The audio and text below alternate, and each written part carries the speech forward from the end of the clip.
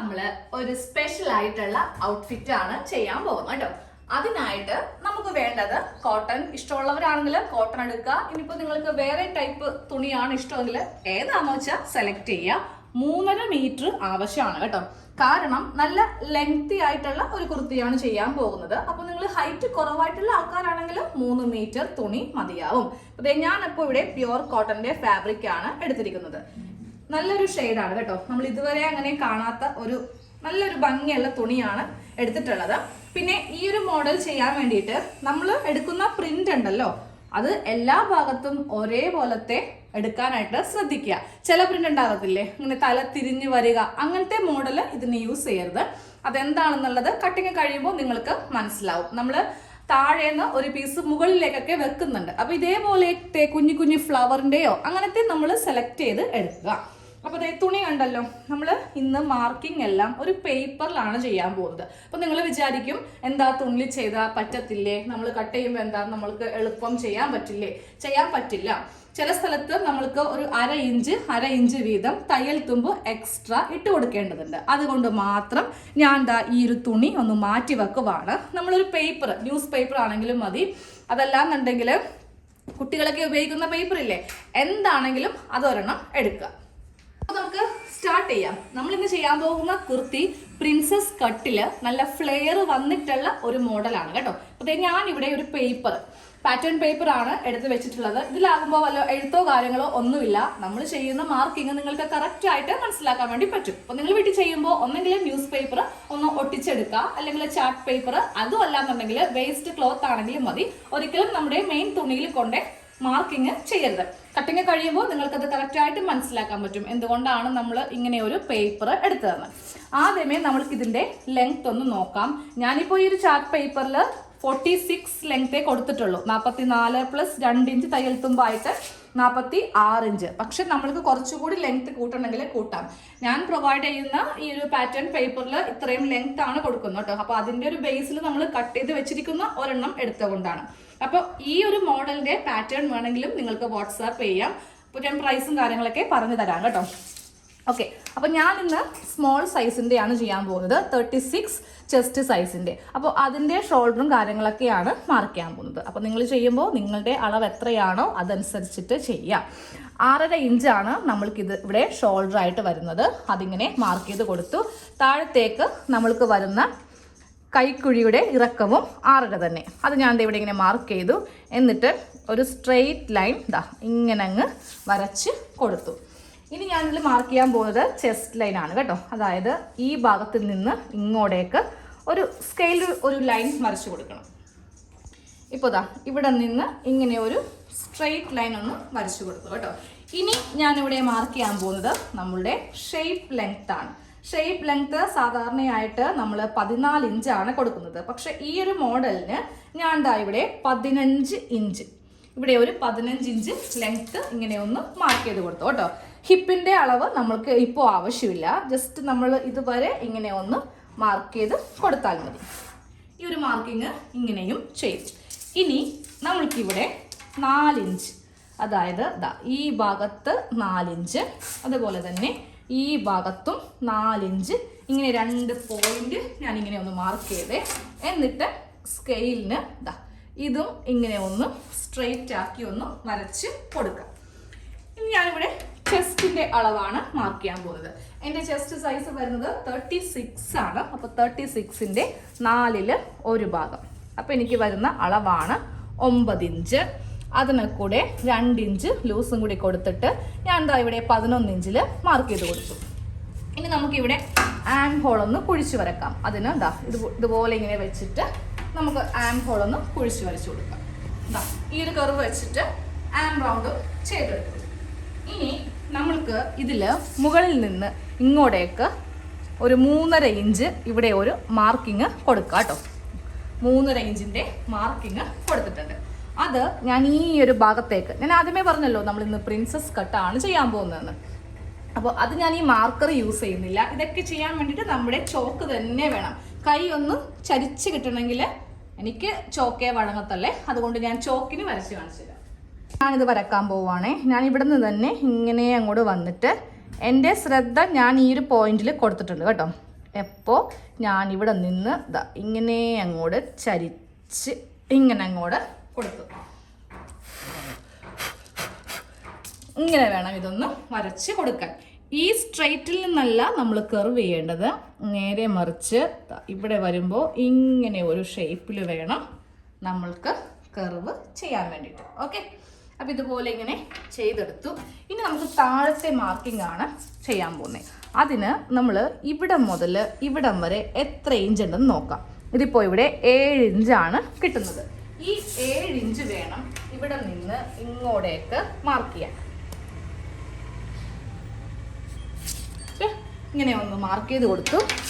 അതിനുശേഷം നമ്മൾ ചെയ്യേണ്ടത് ഈ പോയിന്റിൽ നിന്ന് ഈ പോയിന്റിലേക്ക് ഒരു ലൈൻ വരച്ചു കൊടുക്കുക. ടേപ്പിൽ വേണമെങ്കിലും വരക്കാം. എൻ്റെ കയ്യിൽ ഇപ്പോൾ ഇതിനൊക്കെ പറ്റിയ ടൂൾ ഉള്ളതുകൊണ്ട് ഞാൻ അതിനാണ് ചെയ്യുന്നത് കേട്ടോ. അപ്പോൾ ഞാൻ ഇത് 1.5 മീറ്ററിൻ്റെ സ്കെയിലാണ് കേട്ടോ, ഞാൻ ഈ അടുത്ത് വാങ്ങിയതാണ്. അപ്പോൾ ഇതുപോലെയൊക്കെ വീഡിയോ ചെയ്യുന്നവർക്കും വീട്ടിൽ അത്യാവശ്യം തയ്യലൊക്കെ ഉള്ളവർക്കും നല്ലതാണിത്. അപ്പം നമ്മൾക്ക് ഇവിടെ നിന്ന് ഇങ്ങോട്ടേക്ക് ഇതുപോലെ ഒരു ലൈൻ നമ്മളൊന്ന് വരച്ച് കൊടുത്തു. ഈ ലൈനിൽ കൂടെ അങ്ങോട്ട് കട്ട് ചെയ്ത് പോകണം. കട്ട് ചെയ്യുമ്പോൾ ഞാൻ കാണിച്ചു തരാം. സാധാ കട്ടിങ് അല്ല, നമ്മൾക്ക് കുറേ അധികം ഫ്ലെയർ കിട്ടും ഇതുപോലെ ചെയ്യുവാണെങ്കിൽ. തുണിയിൽ ചെയ്തിട്ടുണ്ടെങ്കിൽ വേസ്റ്റ് കുറേ പോകും, അതുകൊണ്ടാണ് തുണിയിൽ ചെയ്ത് കാണിക്കുക. കട്ട് ചെയ്യാനായിട്ട് ഇവിടെ നിന്ന് ഇതുപോലെ സ്ട്രെയിറ്റ് കട്ടിങ് ഇവിടം വരെ കൊണ്ടുവരിക. നമുക്ക് ഈ ഒരു ആംറൗണ്ടോ കാര്യങ്ങളോ ഒന്നും ഇപ്പോൾ ആവശ്യമില്ല കേട്ടോ, പക്ഷേ നമ്മളൊന്ന് വരച്ച് എടുത്തേ ഉള്ളൂ, അല്ലേ പിന്നെ നിങ്ങൾക്ക് എന്താ ഇതൊന്നും മനസ്സിലാവത്തില്ല. ഇനി ഈ ഭാഗത്ത് നിന്ന് കറക്റ്റ് ഇതേ ഷേപ്പിൽ ഇങ്ങനെ അങ്ങ് കട്ട് ചെയ്തങ്ങ് പോവുക കേട്ടോ. ഇവിടെ വരുമ്പോഴേ ഒന്ന് ഒടിക്കണേ. ഇതുപോലെ ഇങ്ങനെയൊന്ന് ഒടിച്ച് വേണം. നമ്മളൊരു സ്ട്രെയിറ്റ് ലൈൻ വരച്ചു എന്നും പറഞ്ഞിട്ട് കണ്ടോ, ഞാൻ ഈ സ്ട്രെയിറ്റിലല്ല കൊണ്ടുവന്ന് നിർത്തിയിരിക്കുന്നത്. ഇവിടെ ഒരു ഒടിവ് കട്ട് ചെയ്ത് കഴിഞ്ഞിട്ട് കാണിച്ചു തരാം, തിരിച്ചു വെച്ച് കാണിച്ചു തരാം. നേരെ ഈ അളവ് ഇതുപോലെ ഇങ്ങനെ കൊണ്ടുവരും. ഓക്കെ, ഒരു ഒടിവ് ഞാൻ കാണിച്ചു തരാം. ഇവിടെ കണ്ടോ, ഇവിടെ ഈ ഒരു ഷേപ്പിൽ വേണം ചെയ്യാൻ വേണ്ടിയിട്ട്. അപ്പോൾ ഇങ്ങനെ ഇതൊന്നും ചെയ്ത് എടുത്തു. ഇനി നമ്മൾ ചെയ്യാൻ പോകുന്നത് അടുത്ത പാർട്ടാണ്, ഈ പാർട്ടാണ്. അപ്പോൾ ഇതിൻ്റെ അളവും കൂടെ നമുക്കൊന്ന് ചെയ്തെടുക്കാം. ഇത് നേരെ ഇങ്ങനെ അങ്ങ് കൊണ്ടുവരിക. ഈ അളവെല്ലാം ഇപ്പോൾ താഴ്ത്തു പോയി.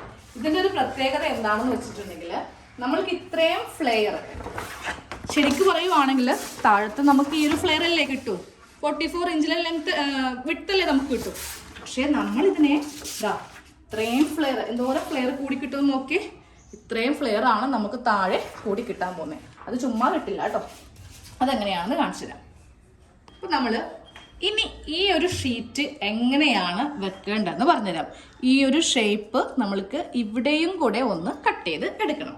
അതിനായിട്ട് ഈ ഒരു പോയിന്റ് കണ്ടോ, ഇതിൻ്റെ ഇതുപോലെ ഇങ്ങനെ ഒരു 1/2 ഇഞ്ച് വ്യത്യാസത്തിൽ മുകളിലേക്ക് വെക്കാം.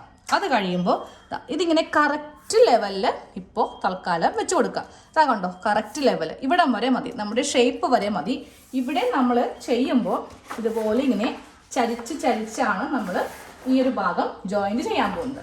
അപ്പോൾ നമ്മൾ ഇവിടം വരെ ഇങ്ങനെ സ്ട്രെയിറ്റ് വെച്ച് കൊടുക്കുകയും വേണം. ഒരു 1/2 ഇഞ്ച് ഇതിങ്ങനെ മുകളിലേക്ക് കടത്തി വെക്കുകയും വേണം. പ്രിൻസസ് കട്ടിൻ്റെ ഈ ഒരു ഭാഗം ചെയ്യുമ്പോൾ നമ്മൾക്ക് ലെങ്ത് വൈസിൽ കുറച്ച് വ്യത്യാസം വരും. അതാണ് നമ്മളിപ്പോൾ ഇവിടെ ഇങ്ങനെ വെച്ച് കൊടുത്തിരിക്കുന്നത് കേട്ടോ. അപ്പോൾ സ്ട്രെയിറ്റ് ആയിട്ട് ഞാനിങ്ങനെ അങ്ങ് വെച്ച് കൊടുത്തു. ഇനി നമ്മൾക്ക് പേന എടുത്തിട്ട് ഈ ഒരു ഭാഗത്ത് ഇതുപോലെ ഇങ്ങനെ ഒന്ന് വരച്ച് കൊടുക്കാം. ഈ ഒരു ഭാഗത്തു കൂടെ ഇങ്ങനെ വരച്ചൊന്ന് കൊടുക്കാം കേട്ടോ. ഇങ്ങനെ അങ്ങോട്ട് ഈ ഒരു ഷേപ്പ് തന്നെ ഈ ഒരു ഷേപ്പ് തന്നെ ഞാൻ ഇതിലിങ്ങനെ ഒന്ന് മാർക്ക് ചെയ്ത് കൊടുത്തിട്ടുണ്ട്. ഇതങ്ങ് കട്ട് ചെയ്ത് മാറ്റുകയും വേണം. അതുകൂടാതെ നമ്മൾക്കിവിടെ ചെസ്റ്റും കാര്യങ്ങളും ഒന്നും കൂടെ അളക്കുകയും വേണം. ഇവിടെ ബാക്കിയുള്ള അളവ് നമ്മുടെ ചെസ്റ്റും അതുപോലെ വേസ്റ്റും മാർക്ക് ചെയ്യാൻ പോവാണ്. സ്റ്റിച്ചിങ്ങിന്റെ സമയത്ത് മാത്രമേ ഹിപ്പ് ചെയ്യാൻ വേണ്ടി പറ്റൂ. കാര്യം ഇവിടെ ഞാൻ പറഞ്ഞില്ലേ, ഇതിങ്ങനെ ചരിച്ച് നമ്മൾ തയ്ച്ചതിന് ശേഷം മാത്രമേ നമുക്ക് ഇവിടുത്തെ അളവ് കിട്ടുള്ളൂ. അപ്പോൾ നമുക്ക് ആദ്യമേ നമ്മുടെ ചെസ്റ്റ് ഫുള്ളായിട്ടുള്ള ഈ ഒരു അളവ് ഇങ്ങനെ അങ്ങ് മാർക്ക് ചെയ്ത് കൊടുത്തിട്ട് ഇനി നമ്മുടെ കറക്റ്റ് അളവ് ഇതിലൊന്ന് കൺവേർട്ട് ചെയ്യണം. നമ്മളിവിടെ ഈ ഒരു ചെസ്റ്റ് ലൈനും വരച്ചു, അതുപോലെ വേസ്റ്റ് ലൈനും ഇങ്ങനെ ഒന്ന് വരച്ചു കൊടുത്തു. ഇനി ഇതിൽ വരക്കാൻ പോകുന്നത് ഷോൾഡറിൻ്റെ ഈ ഒരു ലൈനാണ്. ഇതിനി മാർക്ക് ചെയ്യേണ്ട ആവശ്യമില്ല, കാരണം ഇതാ ഇവിടെ നിന്ന് നോക്കുമ്പോൾ 6.5 ഇഞ്ച് ഇത് ഉണ്ടാവും. 6.5 ഇഞ്ച് ഈ ഒരു ലൈൻ ഇങ്ങോട്ടേക്ക് വരച്ചു. ഇനി നമ്മൾക്ക് ഇവിടെ നമ്മുടെ കറക്റ്റ് അളവ് എത്രയാണോ അതൊന്ന് വരച്ചു കൊടുക്കാം. 36ൻ്റെ കാൽഭാഗം എന്ന് പറയുമ്പോൾ 9 ഇഞ്ച്. അതിനെ കൂടെ 2 ഇഞ്ച് തയ്യൽ തുമ്പ് എടുത്തിട്ട് 11 ഇഞ്ചിൽ ഇവിടെ ഇങ്ങനെ ഒന്ന് മാർക്ക് ചെയ്ത് കൊടുത്തു കേട്ടോ. ഇനി അടുത്തത് ഇവിടത്തെ വണ്ണമാണ്. ഇവിടത്തെ വണ്ണം വരുന്നത് 8 ഇഞ്ചാണ്. ഇവിടത്തെ വണ്ണം 8 + 2 കൊടുക്കുമ്പോൾ 10 ഇഞ്ച്. ഇനി നമ്മൾക്ക് നമ്മളുടെ കറക്റ്റ് അളവ് ഇങ്ങനെ ഒന്ന് ഇതുപോലെ ഇങ്ങനെ ഒന്ന് മാർക്ക് ചെയ്ത് കൊടുക്കാം. ഇനി ഈ അളവ് ഏറ്റവും അറ്റത്തേക്ക് കേട്ടോ, എന്തോരം ഫ്ലെയർ കിട്ടോ ആ അറ്റത്തേക്ക് ഇങ്ങനെ അങ്ങ് വരക്കാം. ഇതുപോലെ ഇങ്ങനെ വരച്ച് കൊടുത്തിട്ടുണ്ട്. ആക്ച്വലി ഈ ഭാഗത്തേക്കാണ് ഫ്ലെയർ കൊടുത്തത് കേട്ടോ, പക്ഷേ 3 ഇഞ്ച് നമുക്ക് മുകളിലേക്ക് വെക്കണ്ടേ, അപ്പൊ ഇത്രയും ഫ്ലെയർ കിട്ടും. ഇതൊക്കെ നമ്മൾ ചിന്തിച്ച് വേണം ചെയ്യാൻ വേണ്ടിയിട്ട്. ചുമ്മാ നമ്മൾ ചെയ്തിട്ട് നമ്മുടെ ആ ഒരു ഫ്ലെയർ കുറച്ച് കളയരുത് കേട്ടോ. അപ്പോൾ ദേ ഇങ്ങോട്ടേക്ക് ആക്കുമ്പോൾ കറക്റ്റ് അല്ലേ, അപ്പോൾ എന്തിനാ വെറുതെ ആ വീതി കുറക്കുന്നേ. ഇനി ആ ഒരു ആം റൗണ്ടും കൂടെ നമുക്കൊന്ന് ചെയ്ത് എടുക്കാം. അതായത് ഈ ഭാഗത്തുനിന്ന് ഇതുപോലെ ഇങ്ങനെ ഒന്ന് ചെയ്തിട്ട് ഇതും കൂടെ അങ്ങ് കട്ട് ചെയ്തങ്ങ് മാറ്റാം കേട്ടോ. ഇനി ഈ ഒരു പീസിൽ നമുക്ക് ഇങ്ങനെ അങ്ങ് കട്ട് ചെയ്ത് എടുക്കാം. ഇതുപോലെയാണ് കേട്ടോ കട്ട് ചെയ്യേണ്ടത്. ഈ ഒരു പീസ് ഇവിടെ നിന്ന് ഇങ്ങനെ കട്ട് ചെയ്ത് മാറ്റുക. ഇവിടെ നമുക്ക് ജോയിൻ ചെയ്യേണ്ട ഈ ഒരു ഭാഗമാണ്. ഇനി ആ താഴത്തെ ഫ്ലെയറും കൂടി ഒന്നും കൂടെ ശരിയാക്കട്ടെ.